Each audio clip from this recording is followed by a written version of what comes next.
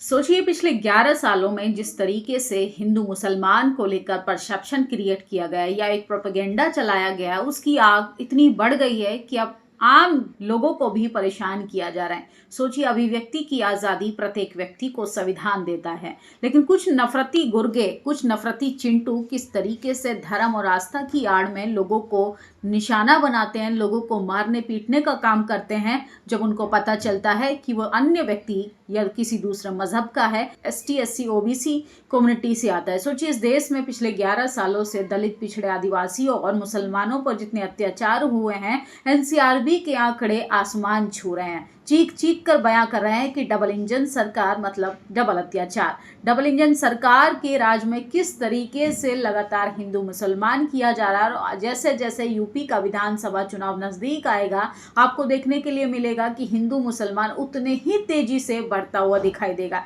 क्योंकि जो टीवी अखबार में बैठे पत्रकारों ने जो आग लगाई है, उस आग की लपेटें जो हैं वो आपके हमारे तमाम आस पड़ोस के बच्चों तक आ पहुंची हैं। और सोचिए, सबको एक जीता जागता ज़ॉम्बी बना दिया है। एक खबर जब मैं आपको बताऊंगी तो आपके रोंगटे खड़े हो जाएंगे। गाजियाबाद में एक नाबालिग युवती को कुछ नफरती चिंटुओं ने उसके घर जाकर आतंक मचाया और सोचिए, उस नाबालिग बच्ची को पकड़कर उसका जुलूस निकाल दिया। मामला क्या था? सोचिए, पोस्ट को लेकर आस्था आहत हो गई, भावना आहत हो गई, लेकिन ये तमाम लोग चाहे बाबा साहब को गाली दें, बाबा साहब के संविधान को गाली दें, एसटी एससी एक्ट का विरोध करें, इन सब तमाम लोगों को आजादी है, क्योंकि अभिव्यक्ति की आजादी का मामला तो इन्हीं पर लागू होता है। और जैसे ही एसटी एससी ओबीसी चाहे मुसलमानों की बात हो तो ये विरोध में उतर जाते हैं। वसीम अकरम त्यागी नाम के यूजर लिखते हैं, गाजियाबाद में एक नाबालिग युवती ने यूपी के मुख्यमंत्री, देश के प्रधानमंत्री और गाय पर अशोभनीय टिप्पणी की, जिस टिप्पणी के बाद गुंडों का झुंड उसके घर आता है, उसे भद्दी भद्दी गालियां देता है। ये सब पुलिस की मौजूदगी में होता रहा। उसके बाद गुंडों का एक और झुंड पहुंचता है, उस झुंड में महिलाएं भी होती हैं। ये सब हिस्ट्री सीटर अपराधी के संगठन के पाले हुए गुंडे हैं। वो उस नाबालिग युवती को सड़क का जुलूस निकालते हैं, उस नाबालिग युवती को धर्म सूचक गालियां देते हैं, उसके साथ मारपीट करते हैं। सोचिए, उत्तर प्रदेश की पुलिस के सामने इस तरीके की घटना को अंजाम दिया जा रहा है। ड्यूटी पर सवाल उठता है कि इन गुंडों के सामने यूपी पुलिस इतनी बेबस क्यों? इस घटना के दोषी सिर्फ यही लोग हैं, बल्कि जिस यूट्यूबिये ने उस नाबालिग युवती का चेहरा ब्लर किए बिना उसका वीडियो अपलोड किया है, कम गुनहगार तो वो भी नहीं। क्या चंद गुंडों के सामने इतने बेबस हो गए कि गले में भगवा गमछा डालकर चंद गुंडे आपराधिक घटना को अंजाम देते हैं, अपने द्वारा किए गए अपराध का वीडियो जारी करते हैं और अपनी अपराध को अपनी वीरता बताते हैं, क्योंकि धर्म और सनातन सो कॉल्ड जिस तरीके से प्रोपेगेंडा बनाया गया है, उस तरीके से ये लोग किसी के भी घर में जाकर नाबालिग बच्ची के साथ बर्बरता कर सकते हैं। सोचकर भी शर्म आती है कि उत्तर प्रदेश में क्या चल रहा है। उत्तर प्रदेश में लॉ एंड ऑर्डर की किस तरीके से धज्जियां उड़ाई जा रही हैं। वहीं बात कर रहे हैं उत्तर प्रदेश की राजधानी लखनऊ में, तो सोचिए, लखनऊ में एक लड़की के साथ कुटीर अपार्टमेंट में अध्यक्ष छेड़खानी कर रहा था। तंग आकर लड़की के कमरे में जबरन घुसा, उसके साथ बदतमीजी करने लगा। 4 दिन से लड़की मणियाड़ू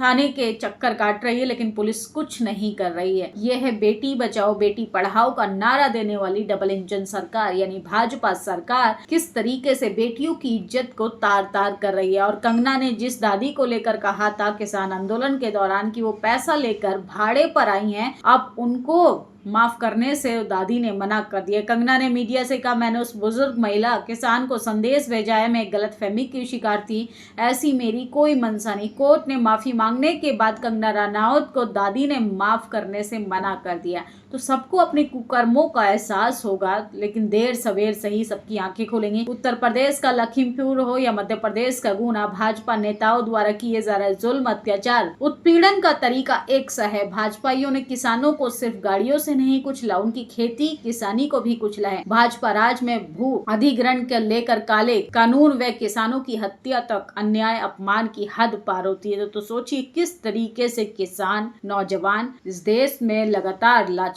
बेबस है। और अब तो महिलाओं की आबरू को बचाने की गारंटी देने वाली भाजपा सरकार किस तरीके से अपने नफरती गुर्गों को एक्टिव कर दूसरे मजहब के साथ लोगों को बर्बरता करने के लिए मजबूर कर देता है। और ये सरकार के खिलाफ लगातार लोग धरना प्रदर्शन कर रहे हैं, लेकिन बेबस है सब के सब, क्योंकि भाजपा सरकार चलाने वाले लोग, सत्ताधारी लोग हिंदू एजेंडे पर काम करते हैं। जब जब उनसे विकास पर बात करो, हिंदू खतरे में है, उनसे रोजगार मांगो, हिंदू खतरे में है, उनसे महंगाई पर बात करो, हिंदू खतरे में है, उनसे भ्रष्टाचार पर बात करो, हिंदू खतरे में है, उनसे महिला सुरक्षा पर बात करो, हिंदू खतरे में है। तो इस देश में सब कुछ जो है हिंदू मुसलमान के इर्द गिर्द ही घूमता है। जिसकी संख्या 9 दिखाई, उसका 1/3 भाजपा राज में 90% पीडीए के साथ नाइंसाफी का आंकड़ा, एसआईआर में लगे सरकारी कर्मियों का आंकड़ा चुनाव आयोग के मिलते ही प्रकाशित किया जाएगा। साथ ही यह भी बताया जाएगा कि समाज के लोगों को खास तौर पर रखा गया है और किसको खास तौर पर हटाया जा रहा है। तो आपके रिजर्वेशन को किस तरीके से खत्म किया जा रहा है, इसका जीता जागता सबूत है यूपीएससी की सिविल सेवा परीक्षा में। देखिए 2024 में रिजर्व रखी वैकेंसी का रिजल्ट घोषित कर दिया गया। 114 और उम्मीदवारों की सिफारिश की गई। 94 जनरल, 13 ओबीसी, 5 ईडब्ल्यूएस, एक करके एससी वर्ग से, नहीं तो एसटी एससी ओबीसी के हाथ में धर्म का झुंझुना पकड़ा दिया गया है। और उत्तर प्रदेश के इटावा में नंदन गुप्ता, लड्डू गुप्ता, सत्येंद्र सिंह ने मिलकर धोबी समाज के एक युवक को मां बहन की गाली दी, बेरहमी से भी पीटा। और सोचिए जब वो अपनी जान बचाने के लिए भागा तो शोर मचाते हुए उसको गुंडों ने जमकर पीटा और वहां से फरार हो गई। ये एसटी एससी ओबीसी के तमाम उन हिंदुओं की हकीकत है जिनके कंधों पर हिंदुत्व को बचाने के लिए सरकारों ने तमाम तरीके का प्रोपोगेंडा चला, तमाम तरीके के वादे किए। और सोचिए जिस तरीके से कर्नाटका में आरएसएस को बैन करने की बात कही जा रही थी कि आरएसएस को बैन किया जाएगा, कोर्ट ने उस पर स्टे लगा दिया है। कोर्ट भी तुम्हारी, कचहरी भी तुम्हारी, पुलिस भी तुम्हारी, प्रशासन भी तुम्हारा, क्योंकि सरकार चलाने वाले केंद्र में जो लोग बैठे हैं वो आरएसएस से निकले हुए ही कार्यकर्ता हैं। तो कहीं ना कहीं तो ये तमाम मोनोपोली काम करेगी। कर्नाटका सरकार को बड़ा झटका लगा है। आरएसएस की गतिविधियों पर लगी पाबंदी के सरकारी आदेश पर अंतरिम रोक लगा दी है। अदालत ने साफ कहा कि सरकार बिना अनुमति सभा को अपराध नहीं ठहराया जा सकता, तो आरएसएस की गतिविधियों पर रोक नहीं लगा सकती कर्नाटका सरकार। हाई कोर्ट का ये आदेश है। सोचिए देश को किस ओर लेके जाया जा रहा है। आजादी में क्या योगदान था आरएसएस का, ये पूछने पर